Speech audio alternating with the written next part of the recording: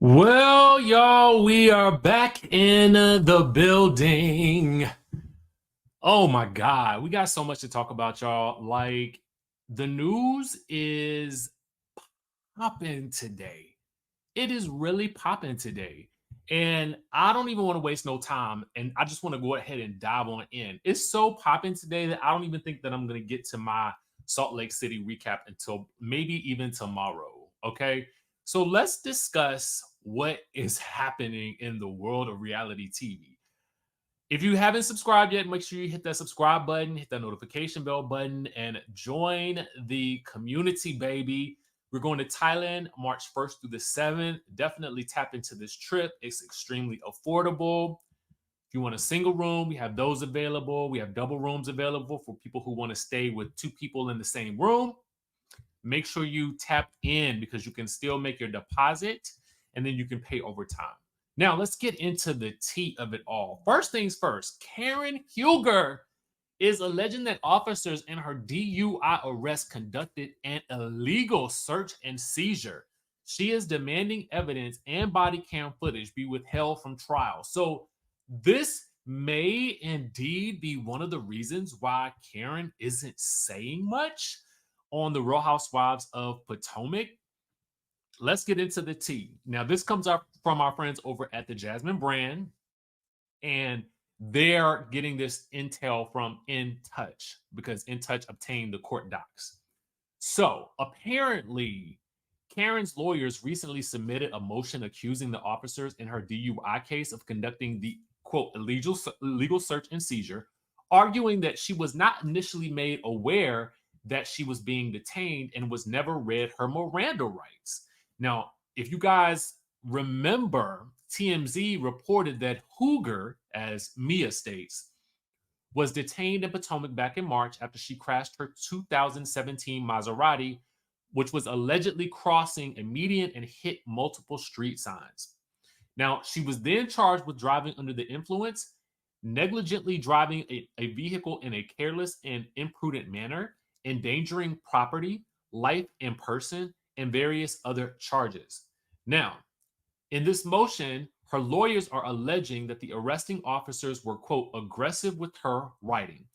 Sergeant Trahan has Karen in custody and is subjecting her to an illegal interrogation. Officer Kyle Baxter arrives to assist Sergeant Trahan, I don't know if it's Trahan or Trahan, in the interrogation of Karen.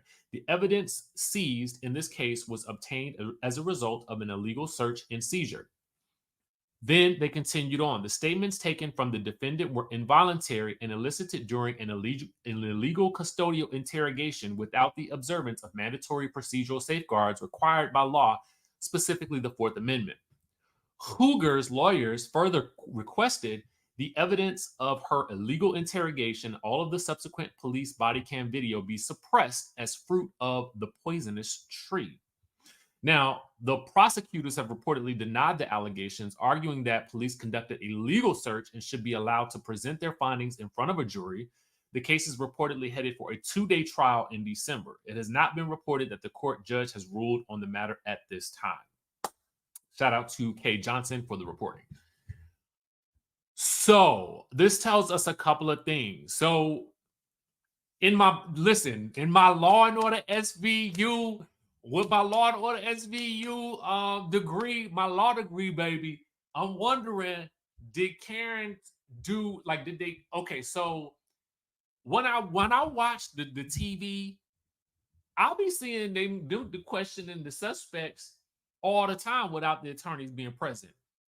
Now, what I think that means usually is, oh, you asking the police have the right to ask the questions, but you have to be prudent enough to know I'm not going to answer your questions without my attorney being here. Okay.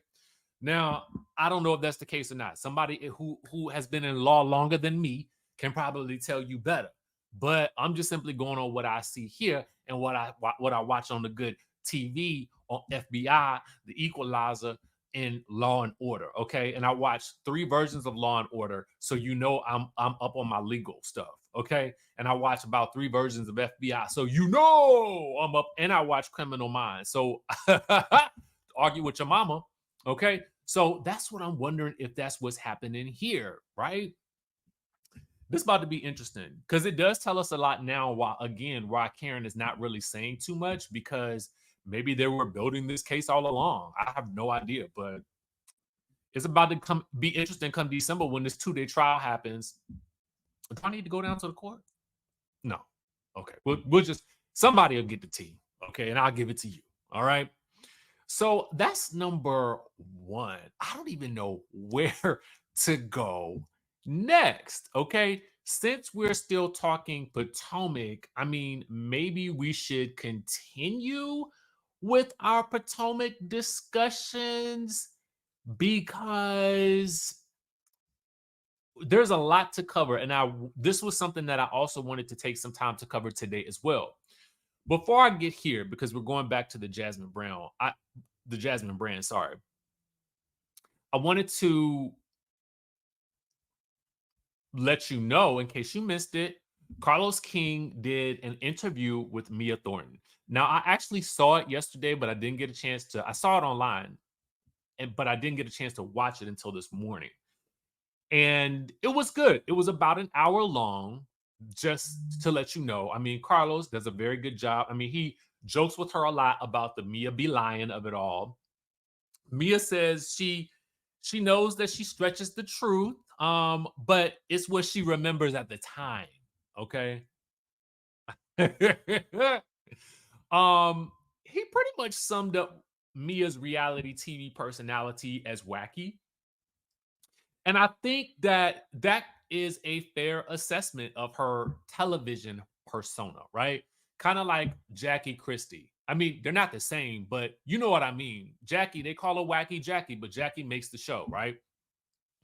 So in this, Karen, Mia does talk about a little bit about Karen, who we did talk about. Mia does get into some discussion about, okay, this storyline about the paternity and how people have been, Carlos asked, people have been really criticizing you about your decision to have this discussion on reality TV. And she basically mentions to him, well, Gordon is the person that brought it up, and I needed to see it through so that in any questions that remained as a result of it being brought up could be answered. Now, granted, we have not gotten those answers yet, but I don't know where it's going, but maybe it'll be wrapped up soon. I don't know. But she does say that if she did not follow up on the story in that way, then she would be no better than Karen Hooger, who she says does not tend to give her reality on the show. So that's an interesting dichotomy. It's an interesting little parallel. Let me say that. When you think about the Mia of it all and the Karen of it all, with Karen, she's gonna tap dance around the truth, and we're not really gonna understand it. And maybe she's not tap dancing around the truth. Maybe she's just tap dancing around giving us anything. Mia will give us everything, and we will still be confused. Okay. Isn't that the beauty of both of them? Okay. So anyway, I take a lot of levity with a lot of this because I cannot allow any of this to permeate and be anything negative in my space, in my own personal existence, right? So when I laugh about these things, I'm not necessarily laughing at the person. I'm just laughing because the situations be hilarious to me. I have to look at it all as comedy because that's the best way for me to digest it all. Anyway, she then goes on to really talk about her relationship with Gizelle. She talked about being kicked out of Gizelle's event, and she felt like, we were probably there at the event before 8 p.m. And she feels like because they have to also set the mics and do all the things, which I do know, it actually feels like it takes a lot of time. It felt that way to me. When I was filming, it took a lot of time to go into an establishment, right? Because they have to go into the establishment, make sure it's set up for you to get in and film you going in, all this stuff, getting the mic set up, all of that. So I did understand what she was saying there, that they were probably there before 8, but it was 8:03 by the time they got into the building and set up good because they had been mic'd. They were probably sitting outside for at least maybe 10 minutes. So anyway, I think it was also important to note that she's very much not on Gizelle's. I don't know. She was really critical of Gizelle in this. She basically accused Gizelle of basically celebrating her misery because she says that, Gizelle didn't really seem to have a lot of empathy for her when they confronted her in the first episode. And she felt like, when Gizelle was going through it with stuff with her father, they all made time to go spend with Gizelle outside of the cameras. And so she says now she felt like Gizelle has been there for her, but when she looks back on it, when Gord had did the TMZ interview, she said that Gizelle was instrumental in basically organizing a emancipation party for Mia. Mia says she looks back at it now and she feels like Gizelle was celebrating or wanting to celebrate her being single because she was going to be single like Gizelle. She says Gizelle basically has nothing going on for herself, essentially. Okay. Now, she does clarify some things about Ink and whether or not there's been any. She says that she misspoke about Ink folding G's clothes. Okay. He says that he never did that. Then she also says that she's murky on whether or not her and Jacqueline ever had any dealings with Ink together. She's murky on it, but she does remember that they all showered together. I'm telling you, it was wild stuff there. But listen, hey, it very interesting. It's just very interesting interview altogether.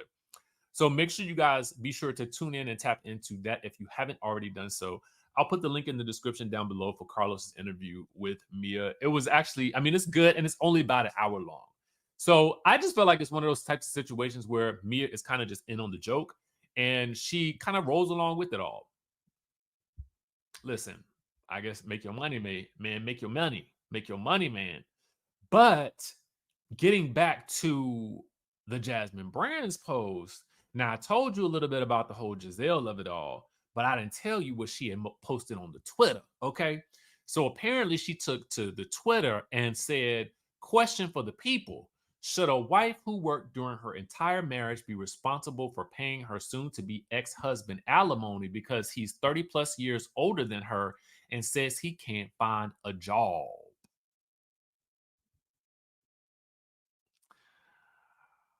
I mean, mm, mm, I don't know, man. I don't know. I'm not in law school for divorce, to be a divorce attorney, so I don't know. I didn't get my SVU law degree for that. So I don't know. Y'all have to figure that one out for me. Okay. Figure that one out. All right. So while we're speaking about Potomac, yes, y'all, we have so much more. Gizelle has done an interview with Bryce Sander for Entertainment Tonight. And in it, she talks to us about a couple of pivotal things that I think that we should discuss. One being when we all saw online that Nene Leakes allegedly said what we thought we heard over and over was Nene's telling Karen to beat her up, to beat Gizelle up. And Gizelle is like, I'm just confused. She was like, it was weird to me. It was very weird to me. And she was like, you could see that Karen felt like it was very weird too. She was like, I haven't had a chance to ask Karen about it, but she was like, I didn't think that I had any beef with Nene. So it was weird. And she was like, people don't like it when I just be sitting in the house minding my own business, because she is now an empty nester, right? She does go on to talk about her experience filming Love Hotel in Mexico. She said it's going to be can't miss television. She did agree with Dr. Wendy that there was a lot that was cut out of the conversation. on both sides with regards to their sit down lunch. And she does agree that there was a lot more that could have been shown, but, you know, obviously time constraints, right? So she does acknowledge that. He also basically tells us that there is something, and these are her words. She says there is something that happens in the season finale that is going to top any other Housewives season finale ever, including the recent Salt Lake City season 4 season finale with the reality Vantice of it all, with the receipts, the proof, the timeline, the screenshots. She says it's going to top that. Now, we have been teased, I think, by Karen and maybe Wendy, that there is something very shocking that happens this season that no one knows about yet. So, and they haven't shown it in the trailer. And it happens, something happens between two housewives, and I don't know what it is. And it's interesting to me that it's not being shown, but I would have to wager that it's maybe something that goes on with maybe some of the new girls. I really don't know. Clearly, just it doesn't involve Gizelle. I don't think that involves Ashley, but I could be wrong. And it doesn't involve Karen. So it's only a couple of suspects left, right? Who could it be and what could it be? So that was interesting as well. So if you get a chance to watch it, it's actually a very good watch. It reminds you, I think, of why, if you are a Gizelle fan, why you fell in love with her in the first place. And if you maybe were a Gizelle fan and then stopped somewhere along the way, why you might have loved her in the beginning. Okay.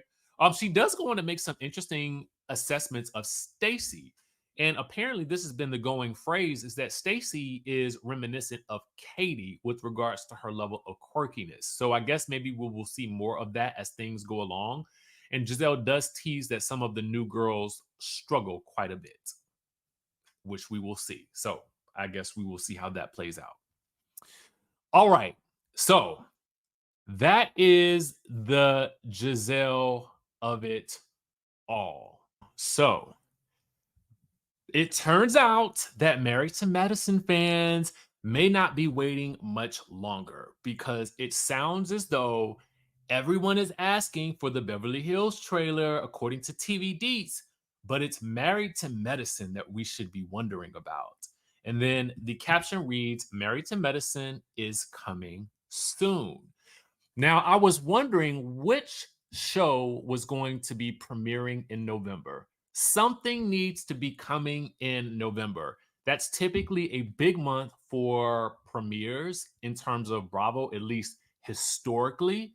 So I'm wondering if it will be that we will be getting the trailer relatively soon for Married to Medicine, and then an actual premiere date shortly thereafter for the November time frame.